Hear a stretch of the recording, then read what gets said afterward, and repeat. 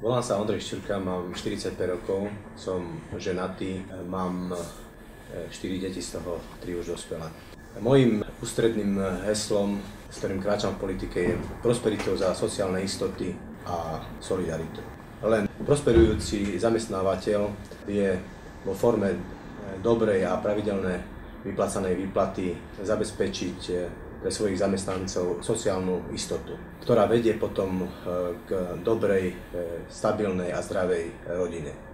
Len prosperujúci zamestnávateľ, ktorý má od spoločnosti vytvorené slušné podmienky, vie ďalej toto svoje úspešné pôsobenie odovzdávať aj slabším skupinám, ktorí nie sú schopní sa normálnym spôsobom zaradiť do spoločnosti, a touto solidaritou vie korigovať nerovnosť v spoločenskom živote.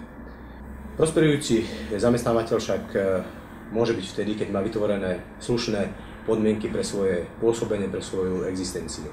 Ako konateľ spoločnosti Nitra Invest, ktorá stojí za projektom Priemyselný park Nitra Sever, viem posúdiť a konštatovať, že takto vytvorené podmienky dokážu prilákať silných investorov, ktoré toto dokážu ďalej ponúknuť svojim zamestnancom.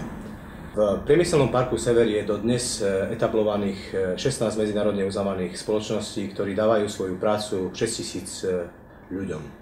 Mojím cieľom ako poslanec Vyššieho územného celku je vytvoriť podmienky pre zriadenie vedecko-technologického parku, ktoré cez možnosti, ktoré dáva dnes vláda, a možnosti, ktoré sa dajú využiť cez regionálne inovačné centra, ktoré už sú zriadené a mám pocit, že nie celkom využívajú svoje kompetencie, je zrealizovať takýto projekt, ktorý bude tvoriť nadstavbu dnešnému priemyselnému parku Nitra Sever, a tak dokážeme pritiahnuť ďalšie tisíce pracovných miest, a nie už v jednoduchej forme zamestnávania tak, ako je to doposiaľ, ale v oblasti, ktorá prináša inovácie, vedu a výskum.